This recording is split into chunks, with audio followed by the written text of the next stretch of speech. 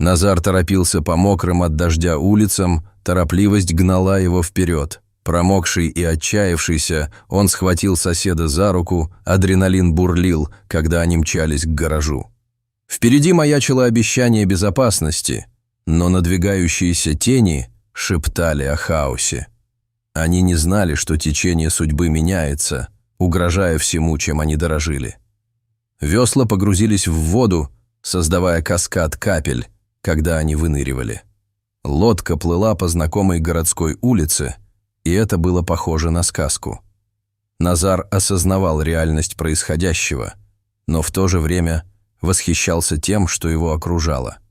Там была пекарня, где он покупал хлеб после ежедневной работы, и оживленный магазин сигар, который сейчас частично погрузился в воду. Никто не ожидал наводнения, пока не стало слишком поздно. Всего лишь накануне утром ярко светило солнце, и не было никаких признаков надвигающегося бедствия. В то утро Назар вышел из дома в обычном темпе, обменялся любезностями с соседями и направился в свое любимое кафе. В течение последнего года, с момента открытия кафе, он регулярно посещал его каждое утро, что стало неотъемлемой частью его повседневной жизни. Кофе был восхитительным, и эти визиты превратились в приятный утренний ритуал, но не для него, а для нахального кота с усатой мордочкой. Через несколько дней после открытия кафе к нам стал захаживать бездомный кот. Обычная черно-белая кошка, ничего необычного в ее внешности нет. Она прекрасно смотрелась среди горшков, с цветами и деревянных столиков на открытом патио. Гости были искренне очарованы маленьким пушистым комочком и приветствовали его. Время от времени кошка присаживалась, и ни у кого не хватало духу нарушить ее покой. Те редкие моменты, когда она запрыгивала на колени к гостю, воспринимались как радостное событие, быстро принесшее ей известность в округе. Для него даже поставили поилку среди цветочных горшков. Никто понятия не имел, где живет кошка и куда она уходит ночью, но утром она уже была наготове. На завтрак в кафе подавали печенье, пирожные, слоеную выпечку и круассаны с ветчиной. Назар обязательно зашел туда вскоре после открытия, купил круассан и чашку кофе, а затем вышел на улицу, чтобы разделить свой завтрак с котом. Он с удовольствием выпил кофе с пирожными, предложив оставшуюся порцию харизматичному созданию, которое, судя по всему, без колебаний ожидало своей доли. Перед его требовательным мяуканьем, ласковым потиранием о ноги и умоляющим взглядом невозможно было устоять. Назар даже не пытался сопротивляться. Вскоре они сблизились и стали лучшими друзьями. Еще до того, как Назар добрался до кафе, послышалось приветственное мурлыканье кошки. Однако, когда он направился ко входу в офис, на него налетел порыв холодного ветра. Он поднял голову к небу. Солнце быстро скрылось за темными тучами. Едва он уселся за свой стол, как по оконному стеклу забарабанили первые капли дождя. То, что началось как легкий ливень, вскоре превратилось в сильный ливень, заливший цветочные клумбы. Тротуары и улицы превратились в маленькие ручейки. Мысли Назара невольно обратились к его другу-кошке, и он понадеялся, что тот нашел убежище. Ближе к обеду дождь усилился. Деревья раскачивались на воющем ветру, и дождевая вода достигала порогов автомобилей. Все в офисе начали беспокоиться о том, как добраться домой. Поначалу босс игнорировал жалобы, но когда увидел, что уровень воды достигает его любимого БМВ, передумал. Он отпустил всех пораньше, пообещав поработать в выходные. Назар выбежал первым. Некоторые коллеги пытались дозвониться до служб такси, но все операторы были заняты. Еще несколько человек попытались счастье на автобусной остановке, которая выглядела уныло, потому что Назар не заметил ни одного автобуса на дорогах. Назар предпочитал ходить на работу пешком. Когда он направился домой и дошел до крыльца офиса, то понял, что путешествие обещает быть не из приятных. Дождевая вода достигла второй ступеньки, и не было никаких признаков того, что она спадает. Он не хотел портить свои новые ботинки и не решался их снять. Решив рискнуть, Он выставил ногу вперед, мгновенно промочив ботинки и заставив брюки неприятно прилипнуть к икрам. Его окатили холодной водой из шланга, и мокрые волосы прилипли к лбу. Назар, забавляясь, выплюнул немного воды, пытаясь вытереться. Споткнувшись на неровном тротуаре, он случайно задел носком ботинка край бордюра, на котором образовалась грязная лужа. Он что-то проворчал себе под нос. И когда он добрался до своей любимой кофейни, оказалось, что сидячие места на открытом воздухе были убраны на весь день. На подоконниках были расставлены горшки с цветами, а среди них уютно устроился соседский кот, снисходительно взирающий на дождливый пейзаж. Кошка уютно устроилась там, где навес защищал ее от ливня, а большой керамический горшок с растением служил убежищем от порывистого ветра. Судя по беззаботной позе кота, дождь его не беспокоил, в отличие от Назара. Когда он протянул руку, чтобы погладить кота, тот уклонился от прикосновения, вопросительно посмотрев на его мокрые кончики пальцев, а затем вызывающе махнул лапой. Тихий смешок сорвался с губ Назара. Он поднял руки в знак капитуляции и отступил. Бросив последний взгляд на закрытое кафе, он ускорил свой путь домой. У парадного входа его ждал пожилой сосед. Разница в возрасте в 30 лет не помешала их дружеским отношениям, но в тот момент царь меньше всего думал о конфронтации. Промокший с головы до ног, он мечтал только о горячем душе. К сожалению, его внешний вид не подсказал соседу об этом желании. «Сегодня сильный ливень, не правда ли?» — весело прокомментировал сосед. «Еще немного дождя, и по нашим улицам можно будет покататься на лодке. У меня в гараже вашей игры хранится лодка. Прошла целая вечность с тех пор, как я в последний раз рыбачил. Звучит заманчиво, Александр Леонидович. Но я немного не в духе. Мы можем поболтать в другой раз», — ответил Назар. «Абсолютно, не беспокойтесь», — согласился дружелюбный сосед. «Я просто хотел обратить внимание на интенсивность дождя. Оставайтесь в безопасности. Нашу дамбу уже довольно давно не укрепляли. Она уже не такая прочная, как 70 лет назад». Кивком поблагодарив соседа за заботу, Назар оборвал разговор, помахал рукой на прощание и торопливо поднялся по лестнице, стремясь в тепло. На самом деле, его беспокоил возможный провал плотины выше по реке. Река. Несмотря на то, что их город был расположен на возвышенности, они не были защищены от наводнений. Назар считал, что защитное сооружение надежно. Оно было построено на совесть. Плотина на их реке тоже была относительно небольшой. Однако у Александра Леонидовича была другая точка зрения. Он вспомнил, как несколько лет назад, во время своей службы, посетил плотину, где были очевидны возраст и износ сооружения. Ведущий инженер предупредил о возможном обрушении. По словам пенсионера, с тех пор ничего не изменилось, и именно поэтому нынешний сильный дождь встревожил его. Назар сделал все возможное, чтобы успокоить старика, но его слова эхом отдавались в голове, когда он вернулся домой. Сцены из фильмов катастроф преследовали его воображение. В конце концов, ему удалось отвлечься от своих мыслей и мирно заснуть, но посреди ночи его разбудил громкий стук в дверь. Испуганный и ошеломленный, Назар, спотыкаясь, вышел в коридор и открыл дверь оживленному. Александр Леонидович, размахивающий руками. «Началось! Плотину прорвало! Что происходит? Что прорвало?» — не понял Назар. «Плотина! Скоро все будет затоплено! Нам нужно подготовить лодку! Ну давай же!» Александр Леонидович схватил Назара за руку и потащил его прочь. Срочность была настолько велика, что Назар быстро пришел в себя. Он ухватился за дверной косяк, не желая уходить в такой поздний час. Несмотря на свое нежелание, Назар вышел на лестничную площадку. После ухода Назара Александр Леонидович связался со своим старым коллегой. Инженер, работавший на смене, стал свидетелем того, как дамба прорвалась из его кабинета. Ливень вызвал повышение уровня воды в реке, что привело к протечке дамбы. К счастью, уровень разлома был достаточно высок, чтобы предотвратить серьезное наводнение в городе, но до пересыхания было еще далеко. Инженер предупредил все необходимые учреждения, но Александр Леонидович предпочел быть более подготовленным, чем недостаточно подготовленным, поэтому он попросил помочь с лодкой. «Мне просто нужно снять его с тележки в гараже», – посетовал пенсионер.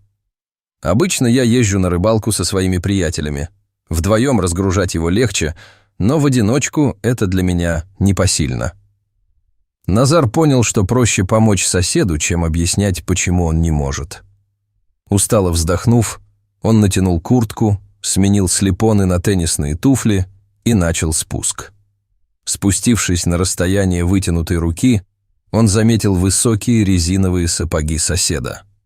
Назар раздраженно хлопнул себя по лбу и вернулся за самыми водонепроницаемыми ботинками, какие только смог найти. Они не защитили его от воды, но придали уверенности. Скорее всего, это был кусок дерева с соседской грядки. Во время наводнения его унесло, и обломок попал в гараж, забаррикадировав вход. Назар чуть не погрузился в мутную жижу, чтобы извлечь препятствие и направить его обратно на грядку. С этого момента атмосфера улучшилась. Двери неохотно поддались. Внутри полузатопленного гаража находился перевозчик с моторной лодкой, течение в которой было умеренным. Назар и сосед направили лодку прямо в воду. Мотор остался нетронутым, что не помешало им маневрировать. Александр Леонидович быстро накрыл его куском ткани и накрыл дно веслами. Пока Назар выравнивал лодку, старший быстро закрепил крышку, защищая ее от непогоды. Затем они с трудом закрыли гараж. «Почему глубокой ночью?» – наконец спросил Назар. Промокший от воды и дождя, он сумел прийти в себя и был готов к разговору. «К восходу солнца вода из-за барьера достигнет этого места. У нас не было бы ни единого шанса вытащить лодку. Примите мою благодарность. Отдохните немного. Я посторожу, чтобы предотвратить кражу». Назар намеревался продолжить расспросы, но перспектива получить подушку показалась ему более заманчивой, чем диалог под дождем. Сосед привязал лодку к потолочной опоре, поднялся по ступенькам и уселся на раскладной стул у входа. Только тогда Назар заметил пару газет и термос. Очевидно, пенсионер все спланировал заранее. Посмеиваясь про себя, Назар решил немного отдохнуть, в чем так нуждался, перед новым рабочим днем. Утро началось не с хорошей ноты. Несмотря на то, что солнце сияло вовсю, вид из окна Назара был далеко не солнечным.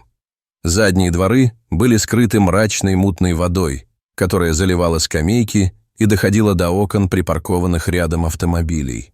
Назар быстро отошел от окна, включил телевизор и настроился на выпуск новостей, где он увидел панораму затопленного города с высоты птичьего полета.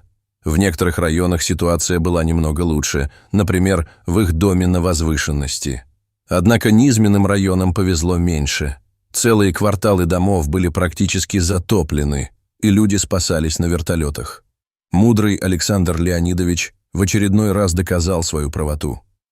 Назар быстро собрался и выбежал на улицу, но был потрясен, обнаружив, что его сосед привел в квартиру промокшую собаку. Назар был абсолютно уверен, что у Александра Леонидовича не было домашних животных. Он был у него в гостях накануне, и собак там не было. «О, Назар, ты как раз вовремя», – просиял пенсионер. «Не хочешь присоединиться ко мне? Я постепенно вытаскиваю из воды всех, кого могу. Наводнение затронуло не только людей. Собаки и кошки тоже страдают. Только сегодня утром я приютил около дюжины. В настоящее время я укрываю их у себя дома, чтобы не тревожить соседей. Как только уровень воды спадет, они отправятся в путь. В затопленных домах потребность в спасении гораздо больше. Любая помощь будет полезной». Александр Леонидович выразил, заглушив свое недовольство. Там был настоящий герой. К вечеру в городе высадились группы профессиональных спасателей, которые активно помогали затопленным районам с помощью лодок и вертолетов. Обычные люди могут не только не помочь, но даже воспрепятствовать этим усилиям. Поэтому имело смысл приносить пользу там, где это действительно требовалось.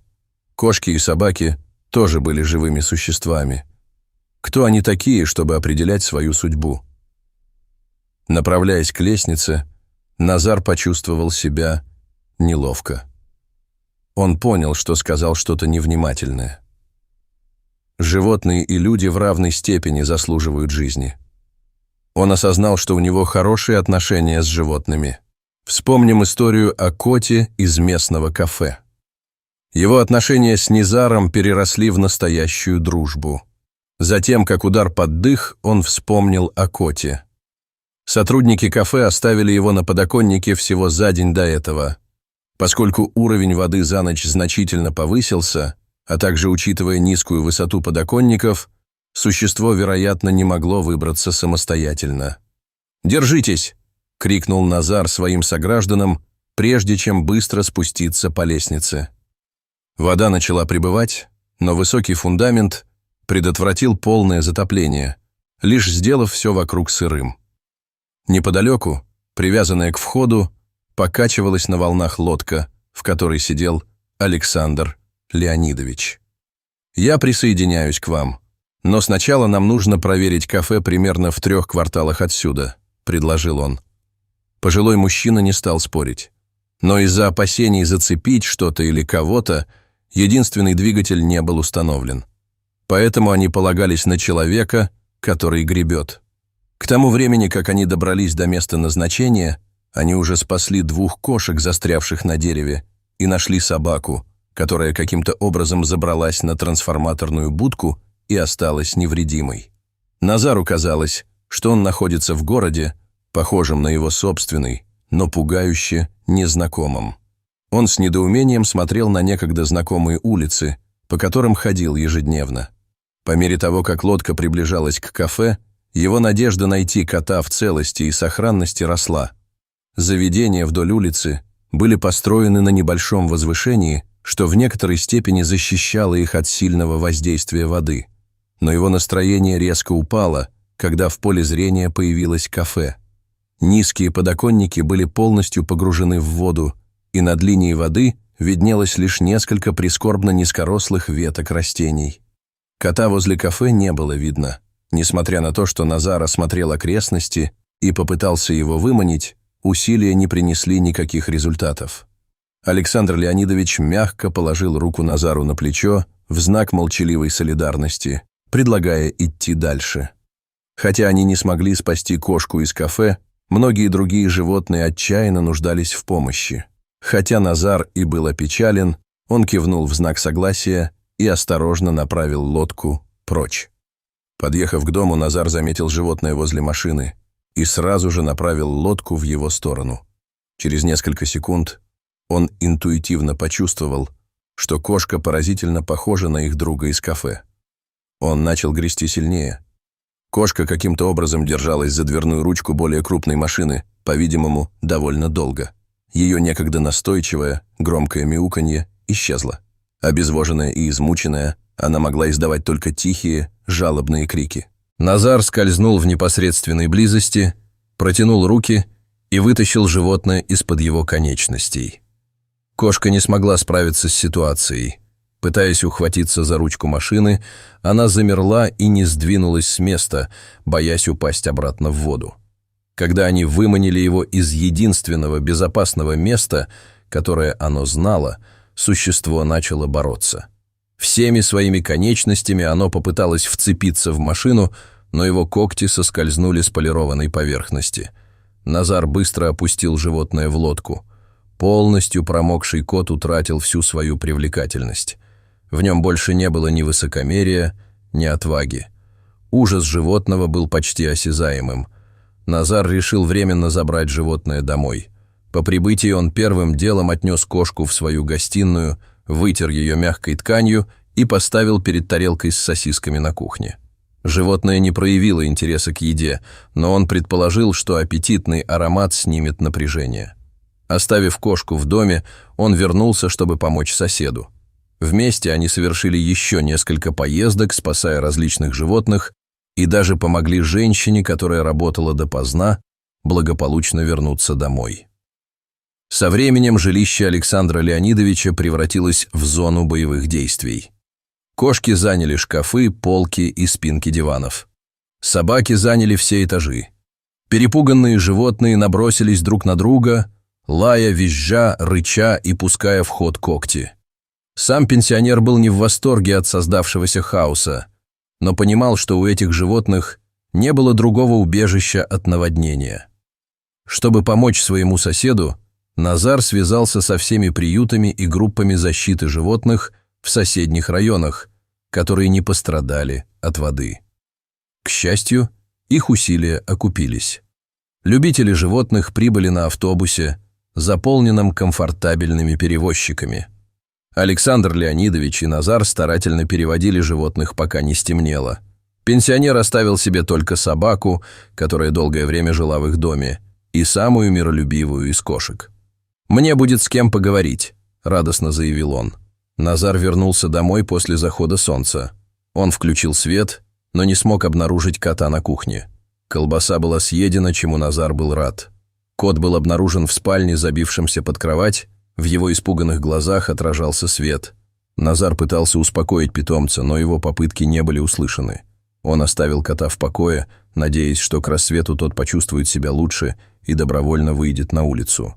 Назар был действительно точен. Когда он встал, чтобы сварить себе утреннюю чашку кофе, животное уже было на кухне, с любопытством изучая аромат напитка. У мужчины не было под рукой выпечки, но кот казался невозмутимым. Он с удовольствием поглощал все, что ему предлагали. Вода медленно спадала.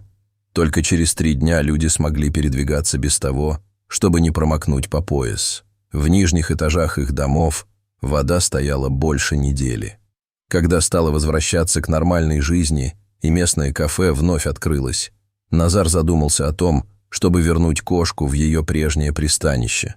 Не то чтобы его беспокоило общество кошки, он просто чувствовал, что должен уважать свободу животного.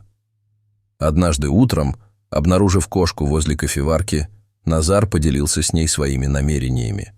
Однако, когда он собрался на работу и заглянул на кухню, кошка, по-видимому, исчезла. Чтобы найти животное, потребовался тщательный обыск в квартире. В конце концов, кошку обнаружили прячущейся под кроватью. Но когда Назар попытался вывести животное на улицу, оно начало яростно сопротивляться, издавая громкий крик и пуская в ход когти.